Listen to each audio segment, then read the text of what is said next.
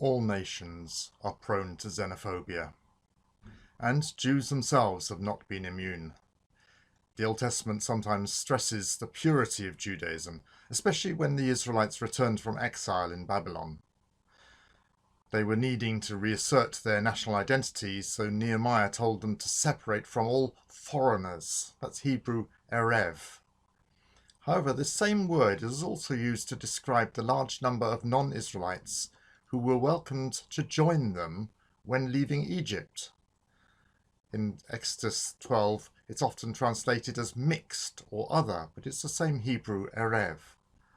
They not only marched across the Red Sea with the Israelites, but presumably they married into the tribes that formed the new nation in Palestine. So although the Israelites regarded themselves as descended from one family of 12 brothers, their ancestors actually included people from other nations. And when the nation had been established, foreigners continued to join them, sometimes simply to visit, and sometimes to stay. They didn't face discrimination, thanks to a clear command from God protecting foreigners. When a foreigner resides among you in your land, do not mistreat them. The foreigner residing among you must be treated as your native born. Love them as yourself, for you are foreigners in Egypt. I am the Lord your God. However, colour remained a huge unspoken issue in early Israel. There was no problem when Moses married the daughter of a Midianite priest, even though she was a foreigner. But when Moses married a black woman from Cush, that's modern-day Ethiopia or Sudan, a lot of people wanted to dispose him from leadership. Even his sister Miriam led a rebellion against him. God punished her in a frightening and dramatic way that highlighted her racism. He covered her completely with leprosy, so that she was as white as snow. Jesus' first sermon is on the subject of racism, and the congregation was so outraged that they tried to kill him. They dragged Jesus off to a cliff top and tried to push him over, presumably in order to stone him. He angered them by pointing out that God healed a Gentile leper, Naaman, and sent Elisha to look after a Gentile widow during the famine. Jews of Jesus' day were especially suspicious about Samaritans, whom they regarded as permanently ritually unclean. They had a saying that eating a Samaritan loaf is like eating the flesh of a pig. But when Jesus was asked, "Who is my neighbour?"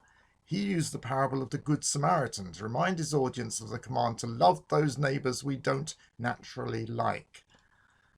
And his chat with the Samaritan woman at the well shows that he lived as he preached. The early church included black members, though it's significant that we only hear about it incidentally.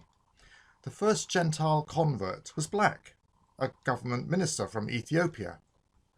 The leader of the most important congregation outside Jerusalem was Simon Niger, i.e. the Black.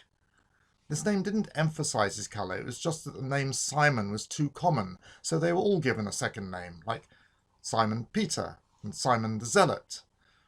Another Simon, of Cyrene, helped Jesus carry his cross, and he may have been black too, because Cyrene is modern-day Libya. The interesting point in all this is that no one bothered to mention the colour of any of these people. It simply wasn't an issue in the early church. Racism, ethnic conflict, and other forms of xenophobia are present in all societies today, as then, including, unfortunately, in many churches.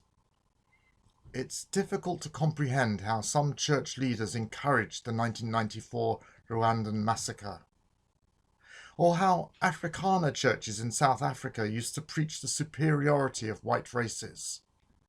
But we mustn't be too quick to blame others without examining our own attitudes.